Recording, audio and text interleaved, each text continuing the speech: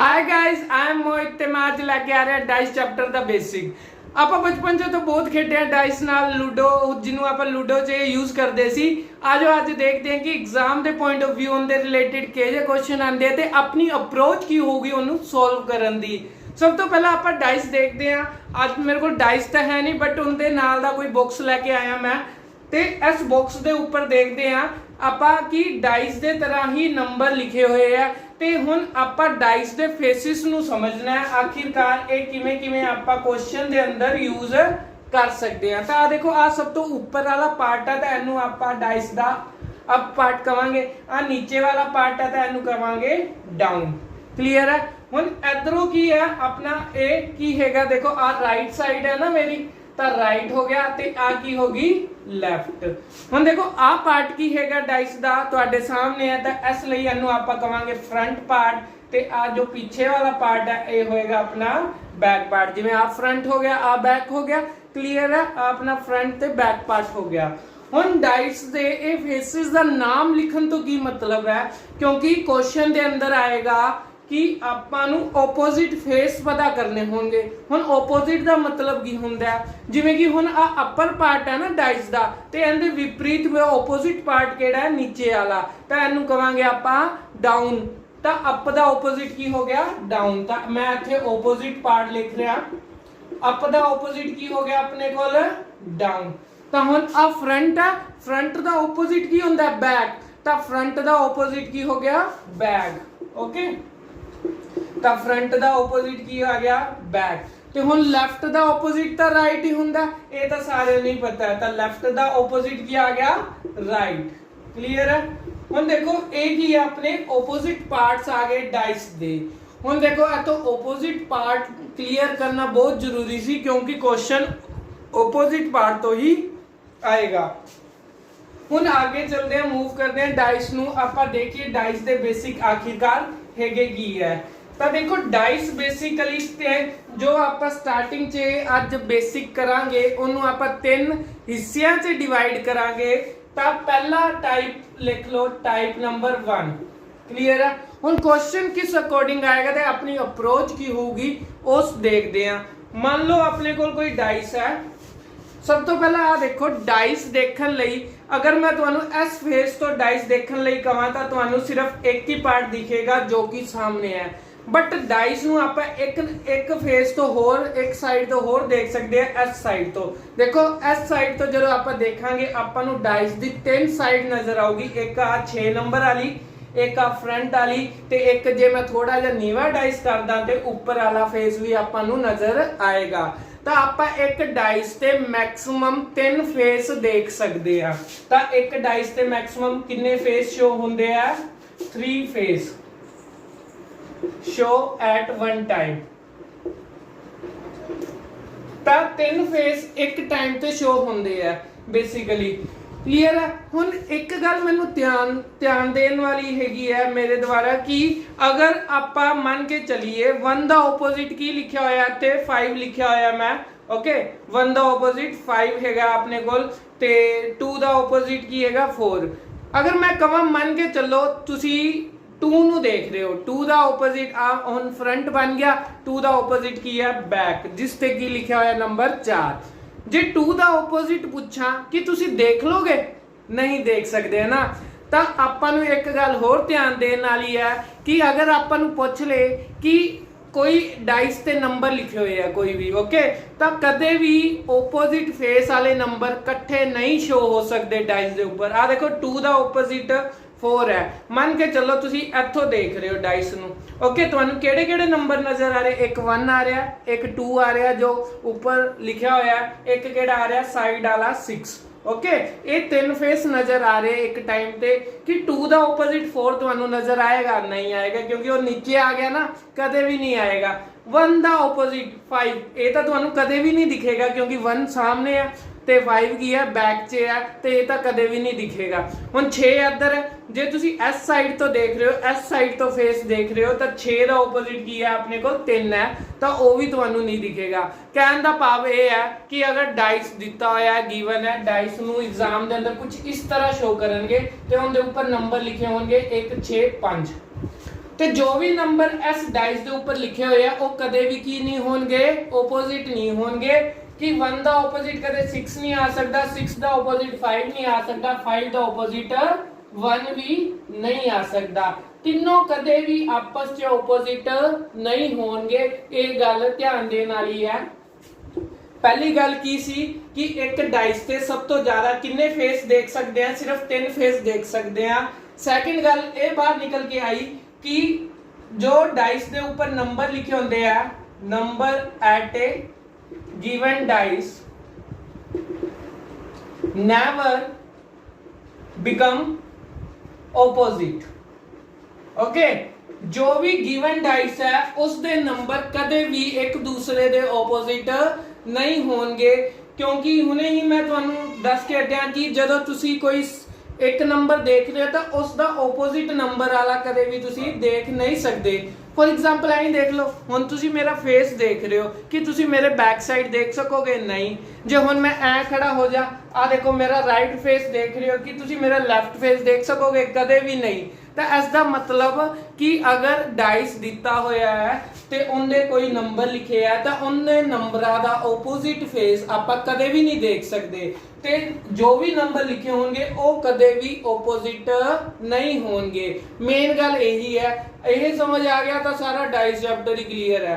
बस आपां नूं डाइस चैप्टर च ओपोजिट नंबर करने आने चाहिए है ते होर डाइस चैप्टर च कुछ नहीं हैगा।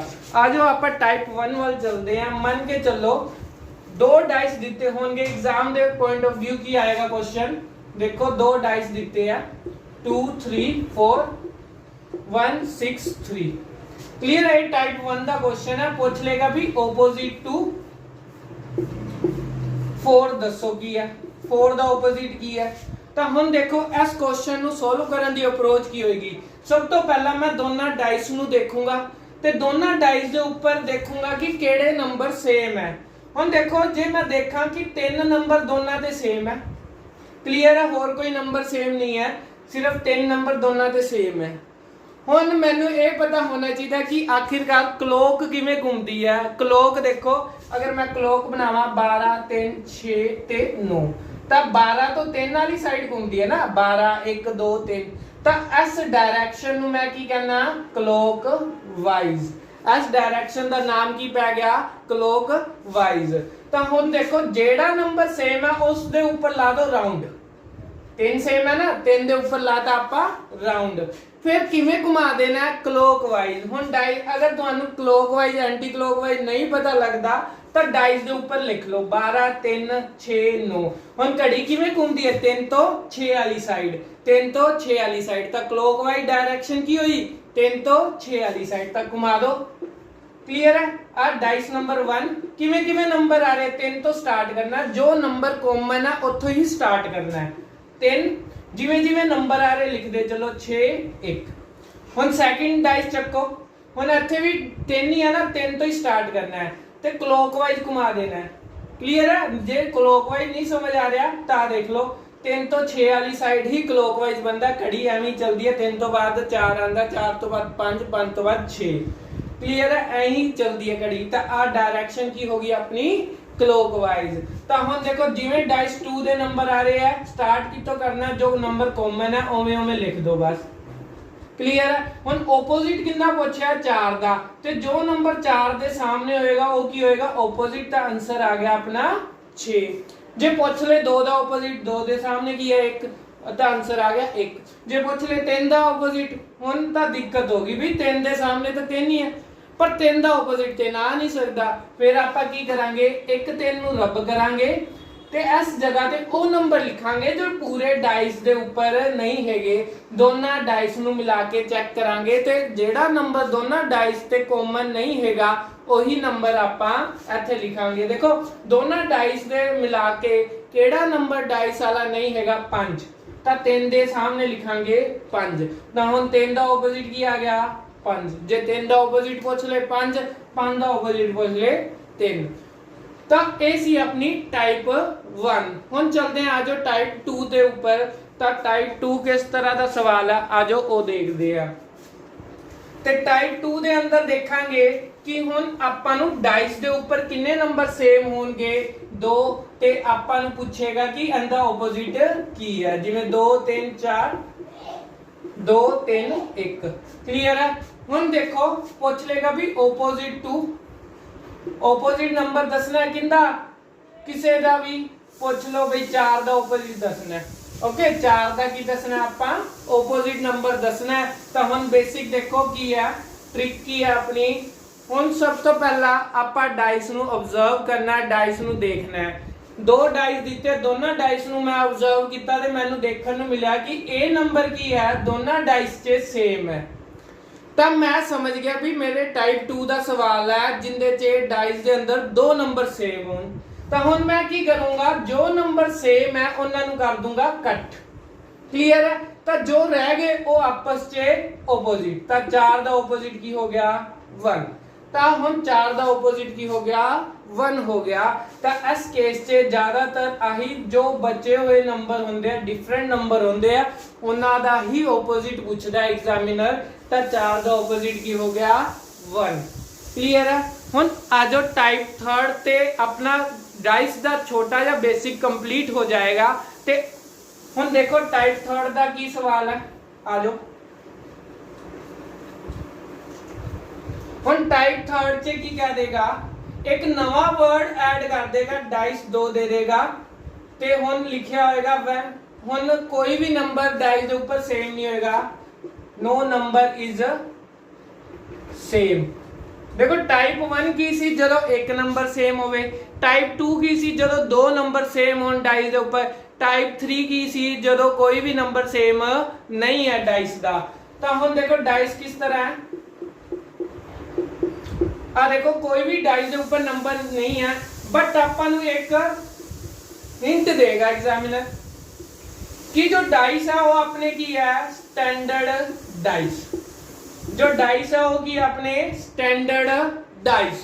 ਹੁਣ स्टैंडर्ड डाइस ਕੀ ਹੁੰਦਾ ਹੈ अगर एक्चुअल ਚ ਦੇਖਿਆ ਜਾਵੇ ਜੋ ਆਪਾਂ ਛੋਟੇ ਹੁੰਦੇ ਲਿਡੋ ਚ ਯੂਜ਼ ਕਰਦੇ ਸੀ ਲੂਡੋ ਚ ਯੂਜ਼ ਕਰਦੇ ਸੀ ਉਹ ਸਟੈਂਡਰਡ ਡਾਈਸ ਹੀ ਹੁੰਦਾ ਸੀ। ਪਰ ਸਟੈਂਡਰਡ ਡਾਈਸ ਹੁੰਦਾ ਕੀ ਹੈ ਆ ਜੋ ਦੇਖਦੇ ਆ ਸਟੈਂਡਰਡ ਡਾਈਸ ਦਾ ਮਤਲਬ ਸਮਝਣ ਲਈ ਆਪਾਂ ਨੂੰ ਆਪੋਜ਼ਿਟ ਪਤਾ ਹੋਣਾ ਚਾਹੀਦਾ ਕਿ ਅਪ ਦਾ ਆਪੋਜ਼ਿਟ ਡਾਊਨ ਫਰੰਟ ਦਾ ਆਪੋਜ਼ਿਟ ਬੈਕ ਤੇ ਲੈਫਟ ਦਾ ਆਪੋਜ਼ਿਟ ਰਾਈਟ ਕਲੀਅਰ ਹੈ। ਹੁਣ ਸਟੈਂਡਰਡ ਡਾਈਸ ਉਹੀ ਡਾਈਸ ਹੋਏਗਾ ਜਿਨ੍ਹਾਂ ਦੇ ਆਪੋਜ਼ਿਟ ਫੇਸ ਦਾ ਸਮ ਕੀ ਹੋਏਗਾ 7 ਆਪੋਜ਼ਿਟ ਫੇਸ ਦਾ ਸਮ ਕੀ ਹੋਏਗਾ 7 ਕਿਵੇਂ ਹੁਣ ਦੇਖੋ ਡਾਈਸ ਆ ਮੇਰੇ ਕੋਲ ਹੁਣ ਉਹ ਸਟੈਂਡਰਡ ਡਾਈਸ ਨੂੰ ਸਮਝਦੇ ਆ ਮੰਨ ਕੇ ਚਲੋ ਇੱਥੇ ਹੈਗਾ 1 ਫਰੰਟ ਸਾਈਡ ਤੇ ਕਿੰਨਾ ਹੈ 1 ਤਾਂ ਇਸ ਡਾਈਸ ਨੂੰ ਸਟੈਂਡਰਡ ਬਣਾਉਣ ਲਈ 1 फ्रंट साइड ਦਾ ਆਪੋਜ਼ਿਟ ਕੀ ਹੈ बैक ਤਾਂ बैक ਤੇ ਮੇਰਾ ਕਿੰਨਾ ਨੰਬਰ ਹੋਣਾ ਚਾਹੀਦਾ ਹੈ 6 ਕਿਉਂਕਿ 6 ਤੇ 1 ਕਿੰਨਾ ਹੁੰਦਾ ਹੈ 7 ਤੇ ਡਾਈਸ ਨੂੰ ਸਟੈਂਡਰਡ ਬਣਾਉਣ ਲਈ ਮੈਨੂੰ ਮਜਬੂਰਨ 1 ਦੇ ਆਪੋਜ਼ਿਟ ਵਾਲੀ ਸਾਈਡ ਕਿੰਨਾ ਨੰਬਰ ਹੋਣਾ ਚਾਹੀਦਾ 6। ਹੁਣ ਮੰਨ ਕੇ ਚਲੋ ਮੇਰੇ ਟੌਪ ਦੇ ਉੱਪਰ 2 ਨੰਬਰ ਹੈ ਤੇ ਟੌਪ ਦਾ ਆਪੋਜ਼ਿਟ ਕੀ ਹੁੰਦਾ ਡਾਊਨ ਤਾਂ ਡਾਊਨ ਤੇ ਕਿੰਨਾ ਨੰਬਰ ਹੋਣਾ ਚਾਹੀਦਾ ਹੈ 5 ओके जे आ डाइस एक स्टैंडर्ड डाइस बनाना चाहूंगा तो 2 ਦਾ ਆਪੋਜ਼ਿਟ ਕੀ ਹੋਣਾ ਚਾਹੀਦਾ ਹੈ ਥੱਲੇ 5 ਹੋਣਾ ਚਾਹੀਦਾ ਹੈ ਕਿਉਂਕਿ 5 ਤੇ 2 ਕਿੰਨੇ ਹੁੰਦੇ ਆ 7। ਹੁਣ ਮੰਨ ਕੇ ਚੱਲੋ ਮੇਰੇ ਇੱਥੇ ਨੰਬਰ ਹੈ 3 ਲੈਫਟ ਤੇ ਨੰਬਰ ਹੈ 3 ਹੈਗਾ ओके ਤਾਂ ਹੁਣ ਮੈਨੂੰ ਰਾਈਟ ਤੇ ਜਾਂ ਲੈਫਟ ਦਾ ਆਪੋਜ਼ਿਟ ਕੀ ਹੁੰਦਾ ਰਾਈਟ ਤਾਂ ਰਾਈਟ ਤੇ ਕਿੰਨਾ ਨੰਬਰ ਚਾਹੀਦਾ ਹੈ ਕਿ ਇਹ ਸਟੈਂਡਰਡ ਡਾਈਸ ਬਣ ਜੇ 4 ਕਿਉਂਕਿ 3 ਤੇ 4 ਕਿੰਨਾ ਹੁੰਦਾ ਹੈ 7।